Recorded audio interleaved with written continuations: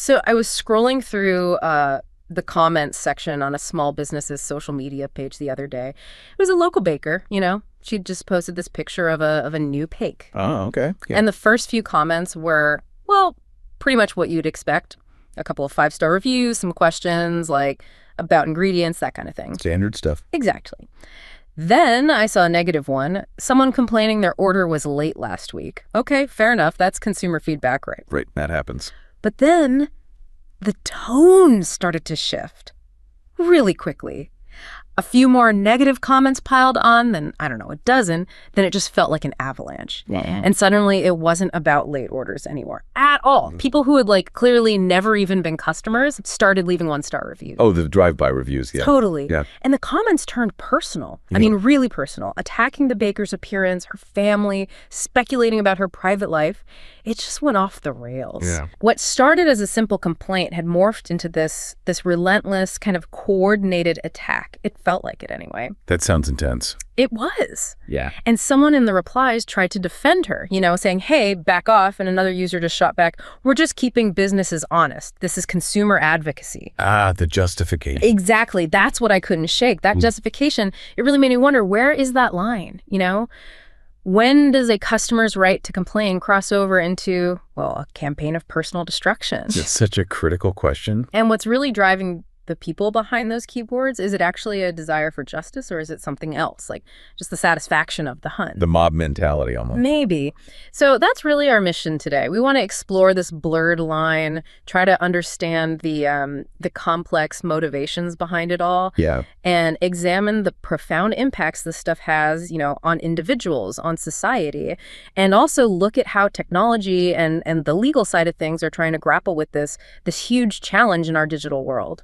It's truly fascinating, isn't it? How often we see something that starts out as, legitimate consumer advocacy, just doing its job, and it quickly spirals into something that looks, frankly, chillingly like cyberbullying. Yeah. Even though the intentions supposedly are fundamentally different. Supposedly, yeah. It's a key area of nuance, I think. We absolutely have to grasp it if we're going to understand, the complex tapestry of online behavior today. I couldn't agree more. And thinking back to that baker's page, that initial feedback, the late order, while it was negative, it was, legitimate. A customer complaining, that's their right. Totally. It fits the definition. But then the shift, it was almost instantaneous. It became this vicious personal attack that felt less like feedback and more like you said, a relentless coordinated avalanche. That's where the lines they get so blurry for me, it becomes incredibly difficult to figure out the original intent or if it even matters at that point. Precisely. And to truly understand where that critical line is drawn, I think we need to start by defining what genuine consumer advocacy actually is, what it entails. Okay. At its core, it's meant to be a powerful and, frankly, vital mechanism. It's designed to promote consumer rights, ensure fair treatment, guarantee safety, and foster transparency from businesses. Right. The watchdog role. Exactly. Its fundamental purpose is constructive. It aims to create positive change in the marketplace, maybe through education or raising public awareness, or sometimes, through coordinated legal action if things are serious. So it's about fixing a problem. It's about building a fairer system, fundamentally, not tearing someone down personally. And when it works like it's supposed to, the power for good is just immense, isn't it? I remember reading about this really remarkable case. It involved a group of parents across the U.S. Oh, yeah. They connected initially through some small, kind of obscure online forum. And just by sharing their experiences, they collectively figured out that this popular brand of high chair had a serious design flaw. Oh, wow. Okay. Yeah. And this flaw wasn't just annoying, it was actually causing physical injuries to kids. That's serious. Super serious. But instead of just, immediate outrage online, they took this remarkably methodical, calm approach. They documented every single incident meticulously, got independent engineering reports. Smart. Very systematic. Totally. And then they organized this persistent but crucially very focused social media campaign. Their efforts were directed squarely at the company and the relevant, federal safety regulators. Not at individuals at the company. Exactly. That's what stood out. They were unwavering in their commitment to never attack individuals or get into personal insults. The focus stayed entirely on the product's danger. That takes discipline online. It really does. And the results, they speak for themselves. Within just 6 months, their empowered, responsible advocacy led directly to a national recall of over 1 million of these chairs. 1 million. That's incredible. Right. That's a real, tangible, positive societal impact, driven entirely by online action. It just highlights how powerful collective online action can be when the intent is genuinely to solve a problem and improve public safety. That's a perfect, really compelling illustration of advocacy achieving its highest purpose. Now, let's pivot sharply to the darker side of this coin. Cyberbullying. Okay. This isn't about solving a problem. It's about inflicting harm. We define cyberbullying as the intentional and repeated infliction of harm using digital technologies. Simple as that, but it covers a lot. Right. It encompasses this broad spectrum of behaviors, everything from persistent harassment and intimidation to malicious rumor spreading, sharing deeply offensive content, you name it. So it's actively malicious. Yes. And it's also important to make a distinction, one that's often overlooked, between this and what some call digital bullying, which is maybe a slightly broader term. Digital bullying can include actions like defamation, attacking someone's reputation, or spreading false information, maybe aiming to mislead people, or impersonation, trying to deceive others by pretending to be someone else. Got it. So cyberbullying is maybe more direct harm. Digital bullying is broader manipulation too. You could put it that way. But the crucial difference, the absolute heart of the matter, for cyberbullying specifically, lies in the intent. Its primary aim is explicitly to diminish a target's self-worth, erode their confidence, destroy their social standing. Wow. It's essentially an act of psychological warfare conducted through a screen. That's a chilling way to put it. And if we connect this to the bigger picture, the motivations behind cyberbullying are often, well, deeply rooted in negative emotions. Things like jealousy, maybe a desire for revenge, or sometimes just a thirst for control and power over another person. So it's about the bully's issues projected outwards. Often, yes. This is about psychological impact, a profound erosion of a person's inner world. It's not just consumer feedback about a bad product or a late delivery. Right. Miles apart. The goal is to cause deep personal harm. Whether that's by relentlessly spreading lies, posting embarrassing or intimate content, or sending terrifying, threatening messages, it's a violation of privacy, of peace of mind. It's designed to hurt. And that sinister intent, that's exactly what became so painfully clear with our baker example. The attacks just rocketed past product complaints into deeply personal territory. Her appearance, her family, her private life. Completely unrelated to the business transaction. Exactly. That wasn't about a cake. That was pure malice. It makes me think of an even more powerful and just tragically destructive example I came across. The story of Minjin and Jiyun. Okay. A young, ambitious couple in Seoul. They poured everything, like their life savings, all their passion, into opening this small, charming cafe. Oh, the dream. Totally. And it quickly became this beloved local spot, known for unique pastries, really warm, friendly service. Business was thriving. Their dreams were actually coming true. That sounds wonderful. Until one day, a single vicious review appeared online. It started, innocently enough, claiming a pastry was stale, but within a couple of paragraphs, it spiraled into these baseless accusations, unhygienic practices, outright dishonesty. Wow, quite a leap from a stale pastry. A huge leap. And this post, just fueled by anonymity and how easy it is to share things, it went viral in their local online community almost instantly. Oh, no. Yeah. And what happened next was just this terrifying descent into, digital hell. Within just 48 hours, the campaign against them spiraled completely out of control. 48 hours. It's incredibly fast. Unbelievably fast. It wasn't about a stale pastry anymore or even hygiene. People who had never, ever set foot in the cafe started leaving one-star reviews just based on that viral post. That's infuriating. And then it got worse. Their personal social media accounts were dug up, private photos reposted with vile, cruel captions, mocking their appearance, their relationship, their dreams, everything. That's pure harassment, defamation. Absolutely. And then the ultimate invasion. Someone posted their home address online. No. Doxing. Yes. Which led to this barrage of threatening phone calls. All hours, day and night. What started as a single, unverified complaint morphed into this targeted, relentless campaign of digital defamation, harassment, and just outright terror. That's devastating. It completely destroyed not just their business's reputation, but their fundamental sense of safety, their trust in people, their entire well-being. They had to close the cafe for good, dreams shattered, left with these deep, lasting psychological scars that will probably take years to heal. That story. It's awful. And it so vividly demonstrates the truly destructive potential when the power of online communication, which could be for feedback or advocacy, gets twisted into this weaponized form of digital vigilantism. Minjun and Jean's story is absolutely heartbreaking, and it just lays bare the pervasive impact these online actions can have. When bullying happens online, it doesn't stay in one place, does it? No, it follows you. It follows you everywhere. It can feel like you're being attacked inside your own home, on your phone, your computer, every digital space you occupy. There's no escape. Exactly. This relentless, inescapable nature makes genuine escape seem impossible. It traps victims in this pervasive nightmare. And the effects aren't just immediate. They can be really long-lasting, multifaceted, just chipping away at a person's core. I can only imagine the sheer terror and despair that Baker or Minjun and Jion. Mentally, it must leave victims feeling not just upset and embarrassed, but often stupid or utterly afraid and just profoundly angry. All of those things, yeah. And emotionally, there's that deep, pervasive sense of shame you mentioned. It often leads to social withdrawal, right? Losing interest in things they once loved, like their inner light just dims. That's a good way to put it. And then there are the physical tolls, which are very real. Chronic tiredness, loss of sleep, stomach aches, persistent headaches, all stress responses. Absolutely. The body keeps the score, as they say. Yeah.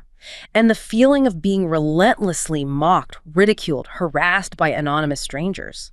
It can create this paralyzing fear, can it? Preventing people from speaking up or even seeking help, trapping them in this suffocating silence. It's a complete assault on their personhood. And those psychological consequences, as you highlight, they run even deeper. They create this vicious cycle.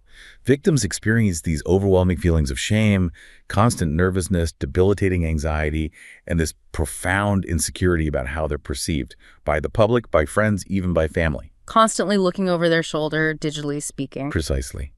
This pervasive fear of judgment often leads to withdrawal from social circles, even from loved ones.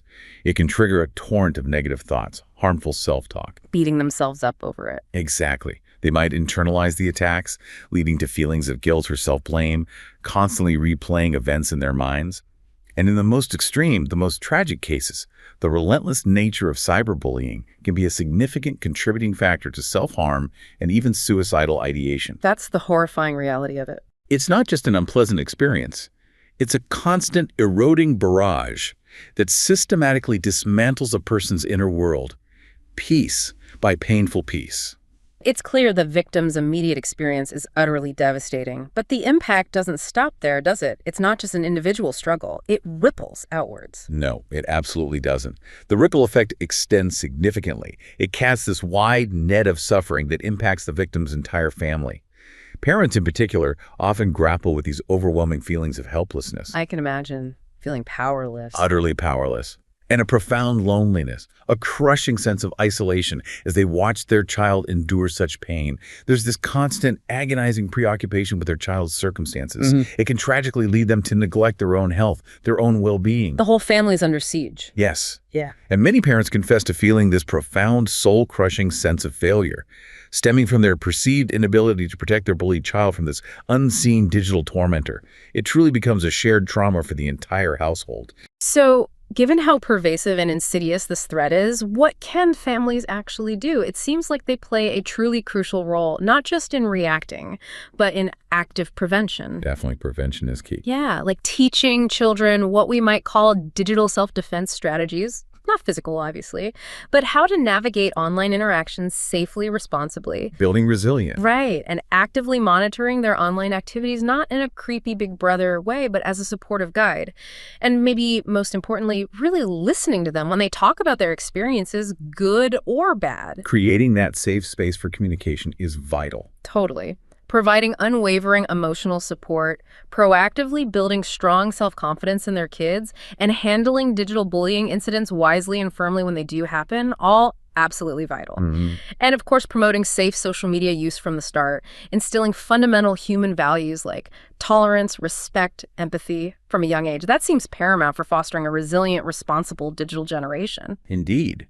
And beyond the individual and the family unit, digital bullying casts this long, unsettling shadow over society as a whole. It's not just about isolated incidents. It has the power to disrupt the very fabric of social relations. How so? Well, It can rapidly spread hatred and animosity. It can lead to significant difficulties in social adaptation across various environments, school, the workplace, general public life. It bleeds into the real world. Absolutely. And this raises an important question for all this. Yeah. How does this collective, often anonymous, negative behavior shape our digital public spaces? Yeah. And by extension, our real-world interactions? It's a deeply unsettling thought. Especially when you look at recent global surveys, there's this thing identified as a disturbing acclimatization effect. Yes, the normalization of hostility. Exactly. In one 2024 survey, a staggering majority, 59%, actually believed that rudeness, intolerance, or outright hate are just unavoidable on social media. Like, it's the price of admission. That's a depressing statistic. Isn't it? And an even higher percentage, 65%, now expect aggressive comments when they express their views online. They just brace for it. Wow.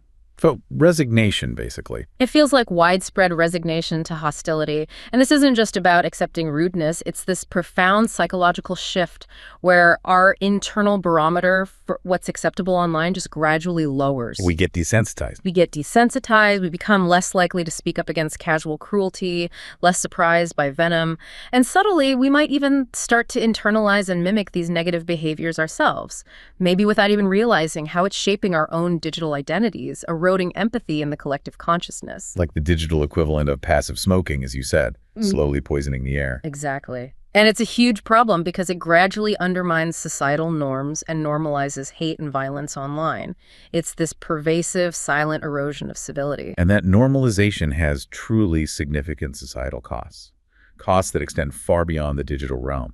It can lead to a tangible increase in broader social problems. Like what? Things like academic delay, school absenteeism, even more serious issues like drug addiction and crime. These then require massive resource allocation from public services to address diverting funds and attention from other critical areas. So real-world consequences, demanding real-world resources. Absolutely. And perhaps even more subtly, it can contribute to the emergence of more hostile, desensitized personalities in society, perpetuating this self-fulfilling cycle of negativity. Grim. Is there any upside? Well, it's not entirely bleak. The same survey, perhaps surprisingly, found a large majority, 80%, still believe that social media platforms can be venues for civilized discussion. That was interesting. So there's still hope. It suggests so. Only a fifth of respondents, 20%, explicitly said rudeness is necessary to get one's opinion across. Right. Which is an important counterpoint to that acclimatization effect. Right. It suggests that while many are resigned, there's still this deep underlying desire within the majority for positive, constructive online interaction. That's a crucial glimmer of hope, I think. Okay, so that leads us directly to the platforms themselves. What does this all mean for the behemoths hosting these interactions? Facebook, X, TikTok, YouTube. They're grappling with managing this immense, truly unimaginable volume of user-generated content daily. It's a Herculean task, absolutely. And they even begin to tackle this. What are the approaches? It is indeed a gargantuan, constantly evolving challenge. Content moderation generally falls into three broad approaches. First, you have volunteer moderation, common in smaller, more niche online communities. Like Reddit moderators, maybe? Exactly. Then there's commercial moderation, large teams of paid human moderators working for the major platforms, often outsourced, often dealing with very difficult content. It's a tough job. Extremely tough. And increasingly, there are automated AI-driven systems, purely necessitated by the sheer overwhelming volume of content uploaded every second. There's just too much for humans alone. And we've even seen recent significant shifts in strategy, like Meta's move to scale back some of its direct moderation efforts, leaning more towards a community-driven approach, something similar in spirit to X's Community Dudes feature. Right, where users help flag and add context. Precisely. Trying to leverage the community itself, but that has its own set of challenges, of course. That brings Chloe's story to mind, which you mentioned earlier. It perfectly illustrates the inherent challenges, especially with AI moderation. Remind us about Chloe. Right. So Chloe was this passionate, budding environmental activist. She was meticulously trying to hold a major cosmetics company accountable for, well, what she believed were unethical practices, specifically secretly testing on animals. Okay, so advocacy. Clear advocacy. Her posts were incredibly well-researched, factual, backed by evidence, yet time and again, her content kept getting flagged and taken down by the platform. By the AI. By the AI moderator, yeah. Yeah. It repeatedly classified her diligent, evidence-based advocacy as harassment and targeted bullying against the corporation. Because it saw the company name and negative sentiment. Presumably. The AI, designed to spot keywords and patterns, just couldn't distinguish between a passionate, fact-based campaign and a malicious personal attack. It lacked the nuanced context. That's a classic AI problem. Context is hard. Totally. And the painful irony was, at the exact same time, this shadowy group of trolls, whether paid by the company, who knows, or just malicious individuals, were flooding her comments with genuinely threatening messages, using coded language, subtle dog whistles. Stuff the AI wouldn't pick up. Exactly. Stuff the very same AI completely missed. So Chloe was being silenced by the tool meant to ensure safety, while her actual safety was being threatened in plain sight. Wow. That starkly illustrates the problem, doesn't it? Yeah. The profound challenge of AI distinguishing intent without deep contextual understanding. It's a massive gaping hole in our digital safeguards. And that gap, that hole, it becomes exponentially more concerning when we overlay it with the empirical findings from recent research on age-based vulnerabilities. Right, you mentioned this earlier. Yes. Studies consistently show that 13-year-old accounts on these platforms encounter harmful videos significantly more frequently and astonishingly more quickly than 18-year-olds. More quickly? How quickly? Well, the systems, despite their stated intentions, are just not protecting younger, more impressionable users as effectively. It's not just an anecdote, it's a systemic vulnerability. The data on this is quite specific and, frankly, pretty alarming when you dig into it.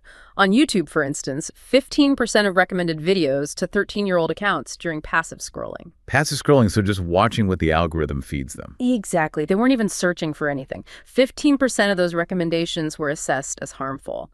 Compare that to 8.17% for 18-year-old accounts. Still too high for 18-year-olds, but nearly double for the younger group. Exactly. But here's the really shocking part. Those harmful videos appeared, on average, within just 3 minutes and 6 seconds for the 13-year-olds. 3 minutes. 3 minutes, often without any user-initiated searches. This points to profound, critical weaknesses in the algorithmic filtering systems themselves. Either they're not designed adequately, or they're failing to enforce age-appropriate barriers with the urgency required. And a key vulnerability exacerbating this problem, one that often goes unaddressed, is the fundamental flaw in how platforms verify age in the first place. Ah, the self-reporting issue. Precisely. They primarily rely on self-declared age during account setup, a system that, as we all know, is incredibly easy for minors to bypass just by lying about their birth date. Yeah, happens all the time. It creates significant doubts about the true effectiveness or reach of any age-related controls they claim to have. If a 10-year-old can easily say they're 18, then all the subsequent age-gating mechanisms become largely meaningless, don't they? Pretty much useless, yeah. This lax verification allows children to be exposed to content not intended for them almost immediately upon joining, setting them up for potential harm from the very first scroll. That makes perfect, if really frustrating, sense. So does actively searching for information versus just passively scrolling actually change a user's exposure? You'd kind of hope that if you're looking for something specific, the system would be better at filtering out the bad stuff, right? It's an excellent, intuitive question. But the study findings actually show the impact is highly platform-specific, which adds another layer of complexity to this already tangled problem. Oh, okay. So it varies. It varies. For 13-year-olds on TikTok, for instance, exposure to harmful content remained almost unchanged, around 7.83%, whether they were passively scrolling their feed or actively searching for things. So search didn't help much there. Didn't seem to make a difference. The algorithm was consistent, for better or worse. Sure. On YouTube, however, we saw a significant drop for 13-year-olds when they engaged in search-based scrolling. It fell from that 15% during passive viewing down to 8%. Okay, so YouTube search is better at filtering for younger users, potentially? Potentially, yes. It suggests their search algorithm might be more effective at filtering certain types of harmful material in that context.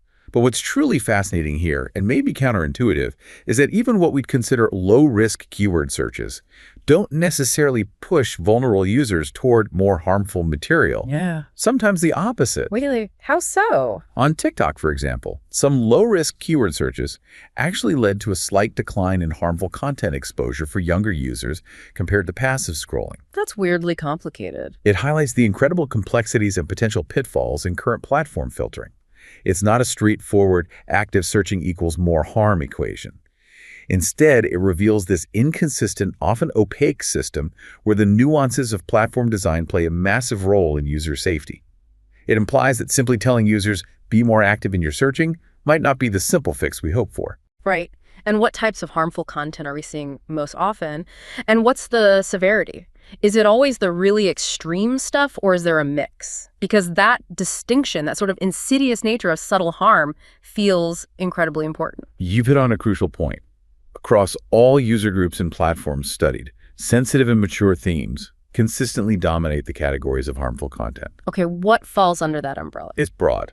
It includes things like graphic violence, sexually suggestive content, or even disturbing depictions of things like car crashes and their aftermath. Stuff that's clearly inappropriate, especially for younger viewers. Right. Beyond that, specifically for 13-year-olds on platforms like Instagram, there's a notably higher exposure to hate speech and hateful behavior, which covers everything from racial abuse to misogyny.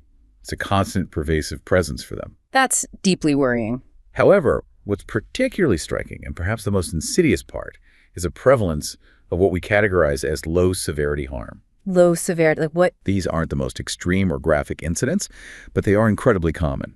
This includes content observed in studies like stand-up comedy routines joking about political revolutions in a way that could potentially incite unrest, or maybe parody podcast segments mimicking controversial internet personalities, pushing boundaries with often offensive or insensitive humor. Stuff that flies under the radar, maybe. Often, yes.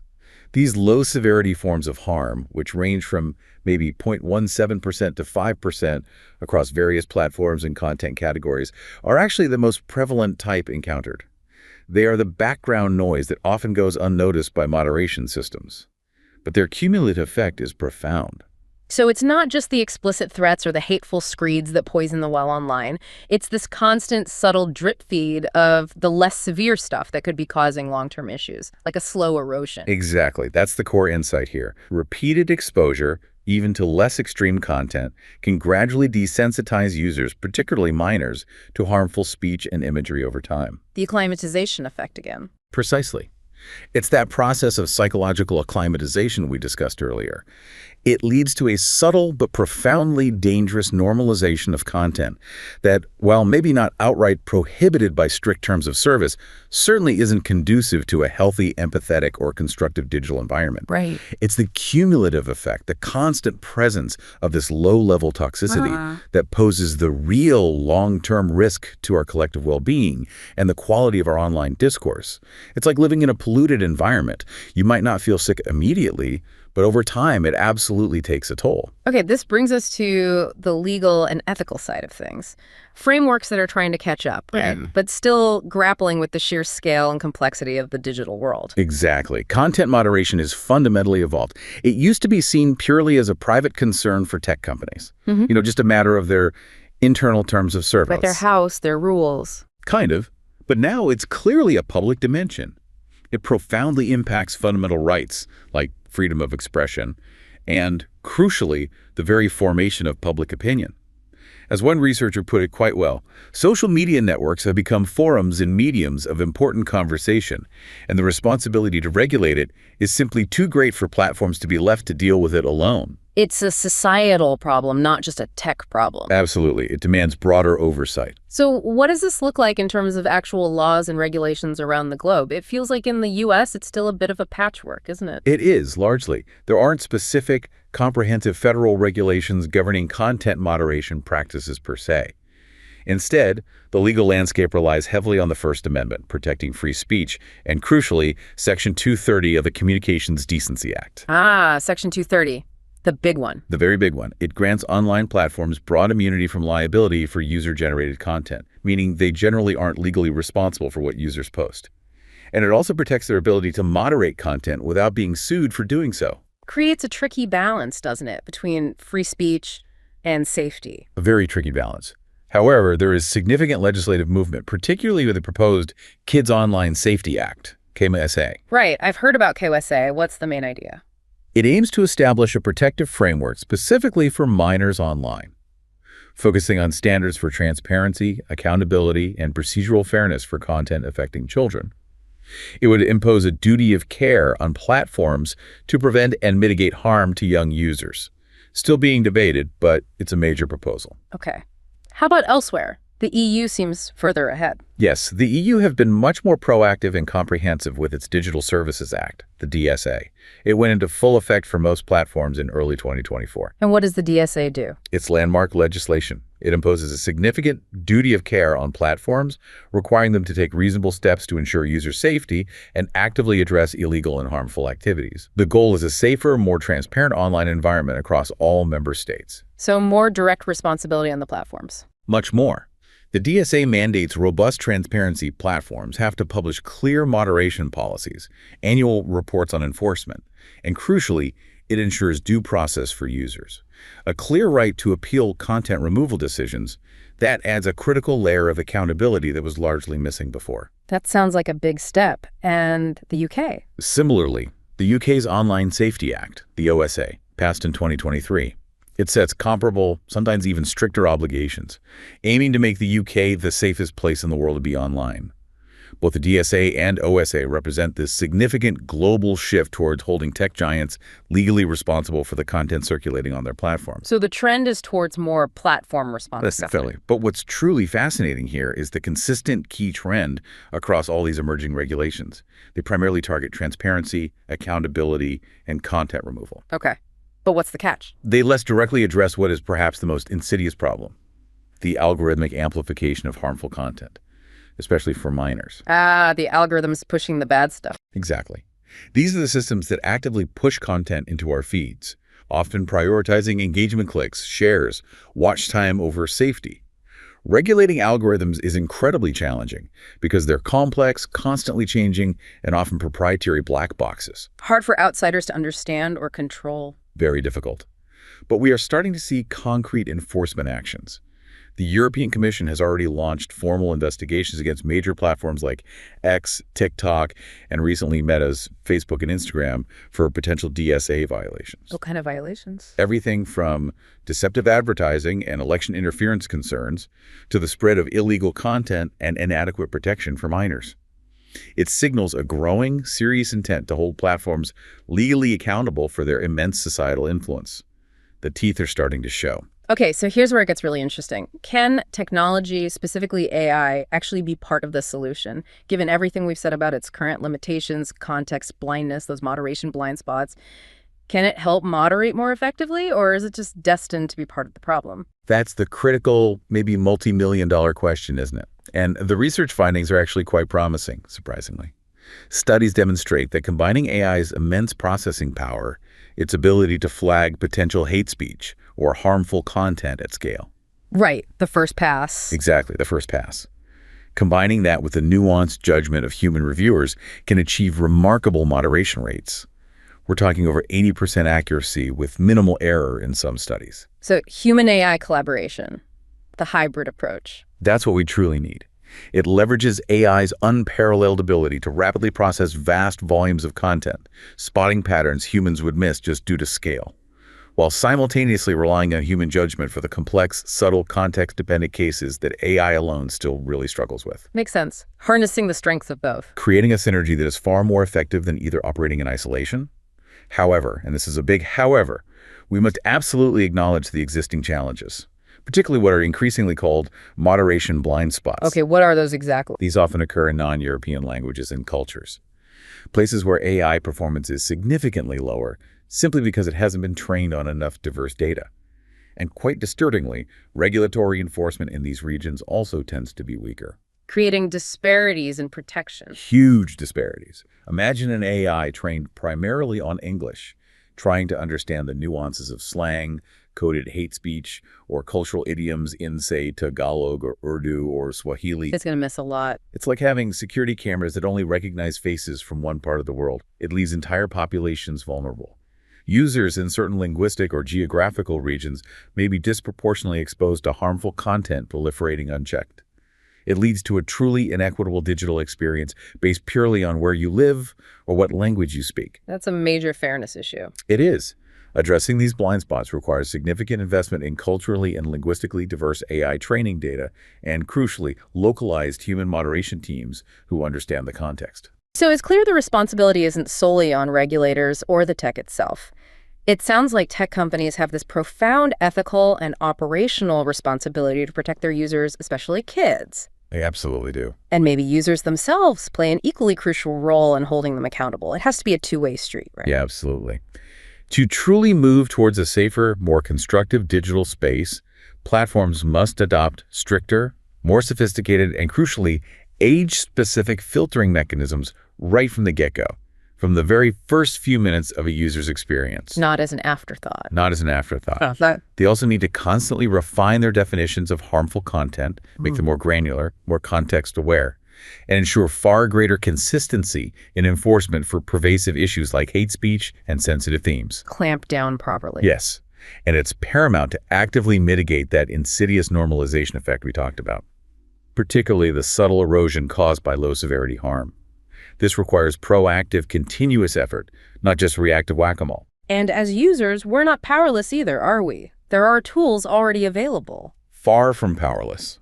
Platforms offer practical tools right now that we should all be more aware of and utilize. Like what? Think about features like comment warnings, the little nudge before you post something potentially offensive, or the hidden words settings that lets you automatically filter out offensive or unwanted content from your feed and DMs. Those are really useful. Incredibly useful. And the basics. We can and should block accounts that are harassing us, mute them for a quieter experience, or use restrict features. What does restrict do again? It allows for a quieter form of moderation. Essentially, it makes your interactions with certain individuals less visible to others, and their comments on your posts only visible to them unless you approve them, all without outright blocking them, which they might notice. Ah, subtle but effective. Sometimes, yes. And it's so important to remember to use the in-app reporting tools. Report problematic content that violates guidelines. These reports are often anonymous, and they are crucial data points for the platforms, even if it doesn't always feel like it leads to immediate action. So use the tools. They're not just buttons. There are collective levers for change. Precisely. In many ways, the first line of defense against cyberbullying could very well be you, the individual user. How so? It includes actively raising your voice against inappropriate behavior when you see it not being a bystander, calling out harmful content rather than just scrolling past, and most importantly, reaching out to trusted adults, educators, mental health professionals if you or someone you know is being targeted. Don't suffer in silence. Absolutely. Beyond reaction, it's about fostering this proactive culture, a culture of digital awareness, critical thinking, and just basic kindness online. Every individual action, no matter how small it seems, contributes to shaping the online environment. It's a shared ecosystem, and its health depends on all of its inhabitants taking some responsibility. Wow. Okay, so this deep dive has really laid bare some critical insights, hasn't it? First, that crucial, often incredibly blurry line between genuine consumer advocacy, which can be such a powerful force for good, and destructive online harassment, which is clearly a weapon of personal destruction. A very fine, often crossed line. Yeah. Second, we've seen the data on widespread and frankly, alarmingly rapid exposure to harmful content, particularly for younger users, often within mere minutes of just logging on, revealing these significant systemic vulnerabilities. The speed is shocking. It really is.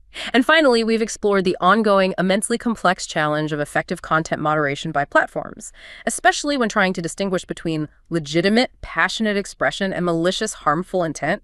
The AI struggles, humans are overwhelmed. It's tough. It undeniably reinforces the idea that cultivating a respectful, constructive, and ultimately safer digital environment isn't just the job of tech giants or lawmakers alone. It's a profound shared responsibility.